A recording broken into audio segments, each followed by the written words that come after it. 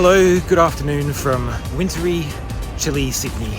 Today, I'm jumping on a plane from Sydney to Newcastle. As you can see, Central Station is behind me. I'm not starting from the airport because when you fly to places, you don't go from airport to airport, you go from city centre to city centre.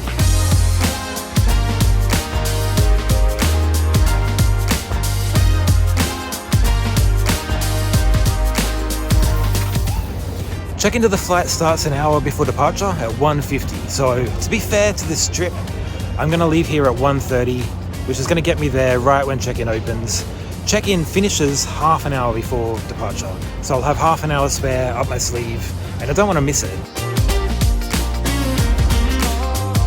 I spend the next 20 odd minutes waiting for the clock to turn 1:30 and the race to begin.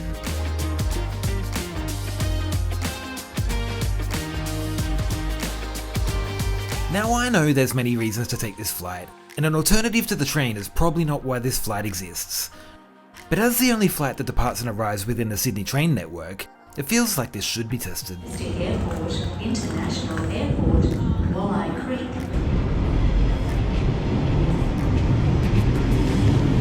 Remain behind the yellow line at all times and allow others to get off. The train takes just 30 minutes to get to the airport. Now they do advertise this as a special airport train, and add a $17 surcharge on top of your ticket when you use the airport station. But it isn't special at all. It's a normal train that just so happens to go past the airport. Anyway, I better get off before I get too angry about this.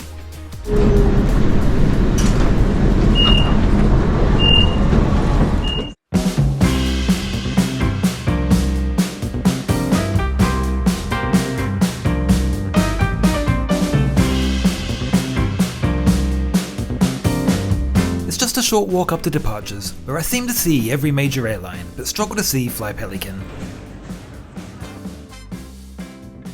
It's on the board, but where do I check in? Strangely, my phone rang, and while I wasn't quick enough to pick it up, I had a suspicion it was the airline calling. Anyway, finally I found where to check in.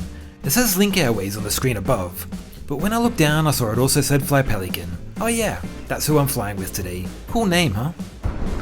Sir, how are you doing? Good, I'm checking in for the Pelican flight to Newcastle. Yes, of course. Going to Newcastle, right? Yeah, of course. Just your ID, please, when you can. I left you a message, but I tried to call you, okay? Yeah. It was me, sorry about that. Yeah, no worry. I did think that. I was standing there and I thought, that's probably you. And Any checking bag or just carry on? Just this one. Can I see the carry on to the right, please? Have you been at gate 1 before? Yeah. Yes? I've been past it. I haven't been on it. So just through McDonald's after arrive on the right side. Around 2:10 you have to go downstairs the escalator and make a sharp right. Okay. Okay, I'm gonna be there around. Yeah. Double checking in square over here. Yeah. 2:20, okay? Awesome. Thank you. Take care, eh? I think that might have been the best check-in experience I've ever had. It felt first class, and I loved the fact they tried to call me to see where I was. Every other airline wouldn't have done that. It felt very personal. And there I am, only half an hour after leaving Central, and I'm checked in through security and airside. Not bad at all, to be honest.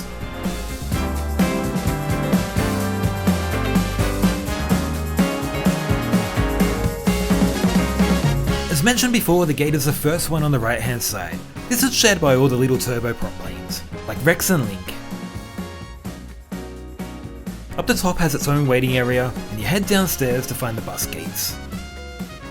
There's a Rex flight to Dubbo just before us, which is delayed a little bit.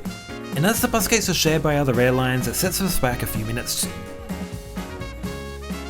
Not for long though, because finally we're called to board the bus, which we're sharing with a delayed flight to save us time. We're gonna go on the same bus to the aircraft, okay? It's very important. I'm gonna come with you and let you know which aircraft is yours. So please take attention, okay? Otherwise you're not gonna do it. There's no more time. Okay, I got you? Awesome. Thank you. Once on the bus, it's just a quick drive around to the turboprop bays.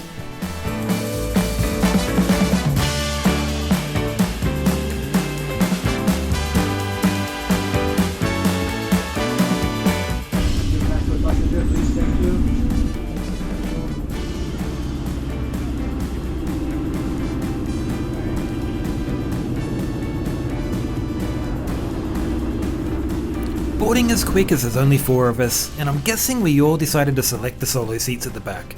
so I excitedly jumped on the opportunity to move up the front. There's not too many people, so just keep coming all the way forward too, because I'm not sure he's going to be where yet. Just grab that one there. We do get underway. There's a few things we just need to point out in regard to the Jetstream aircraft. You'll find a white briefing card, as always, just in the back of the seat. Runs through the emergency procedures. Pretty simply, the emergency exits door you've just come through. Overwing exits located just here in row 4, left and right. Seatbelts fastened any time the seatbelt sign up the top there is illuminated, and we'd ask to make sure any hand luggage you brought into the cabin, if it could be on the floor for us, thanks, just underneath the seat in front of you for takeoff and landing, would be appreciated. Mobile phones into flight mode would be also appreciated. Flight time, it'll probably take us longer to taxi out and take off than it does to get there, so about 25 minutes, probably 15 minutes to get out there, so we'll see how we go. We'll get it underway very shortly, folks, so any questions? All comfortable? Alright, let's get up and going. Before we start, let's take a quick look around. Now, it's a small plane, so there's a small seat with a small amount of leg room, which is to be expected. There's also a small tray table, and above the seat you'll find some air and some lights. In the front you'll find the in-flight entertainment, in the form of a cockpit. Rightio, before we start, where's my checklist? There it is. Package key is load, parking brake. 700 set. Power RPM levers. Set for start. Doors, windows. Lights out. And closed. Fuel boost pumps. On. Beacons. On. Avionics off. Off. Closed fans. Off. EGT. Let you have. Props caps. 2 looks secure on the left. 2 looks secure on the right. And that number 2, ground power.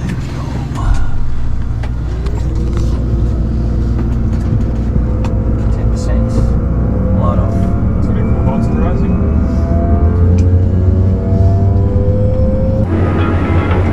On behalf of the crew, welcome aboard your flight with Fly Pelican. Prior to us getting underway, we need to explain the safety features of our Jetstream 32 aircraft. Safety regulations require that we draw your attention to the cabin safety card located in the seat pocket directly in front of you.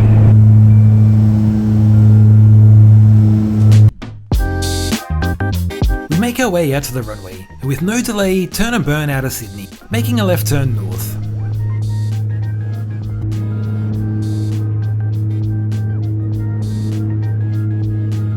In hindsight, the views were probably better on the left-hand side, as you can see the coastline.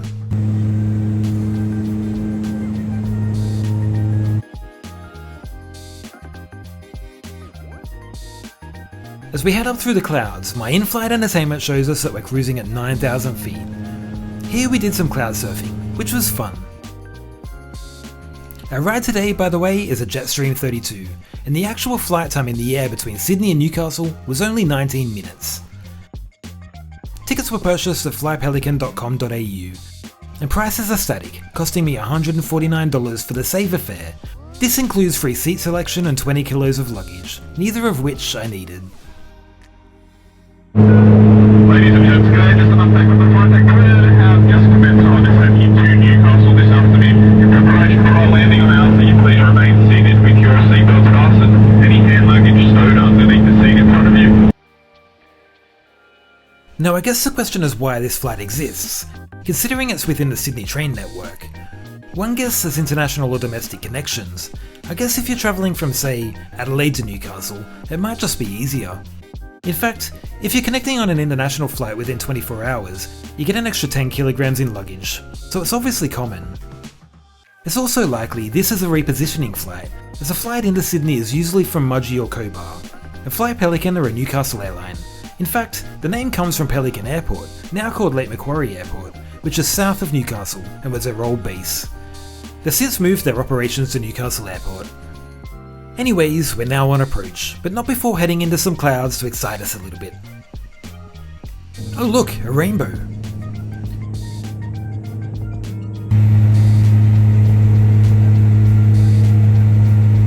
Now it has to be said, the golden sand dunes as we come into land in Newcastle are spectacular.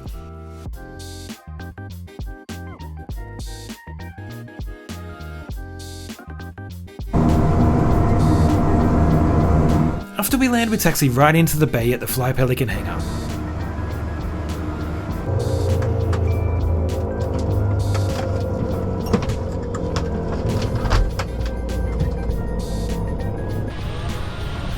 Oh yeah, I didn't show you, there is a toilet on board, if you can't hold it for 20 minutes.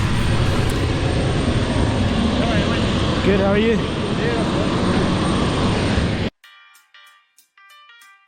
There is only one bus an hour into Newcastle. Last time I was at Newcastle Airport was before it was renovated. It's a small airport, so there's not much on arrivals except a small cafe. But I do remember there being a bar before security and departures, but not anymore, so coffee it is. Also, that rain cloud we went through has seemed to arrive now. The bus stop at the airport is through the disco lights on the other side of the car park. Fly Pelican, what a great little airline. Little local airline from Newcastle. I loved every second of that.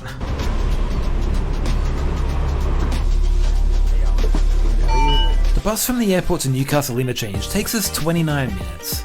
There's many reasons you might take this flight, as well as a lot of variants. Like if you were to drive to Sydney Airport, it was slower. If you're driving from Newcastle Airport, it's quicker, as you have to wait for the bus. I chose to compare this to the train simply because it's the only flight inside the Sydney train network. And I was a little curious as to why this flight even exists.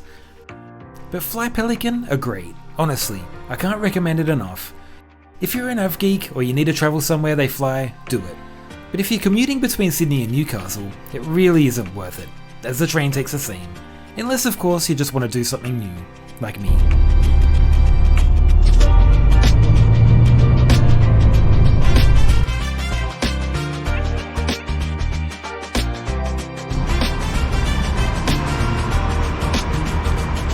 Sydney to Newcastle in 3.5 hours. Not quite as quick as the train, but still not too bad. I hope you enjoyed today's video. Please remember to like and subscribe. It means a lot. Thanks for watching.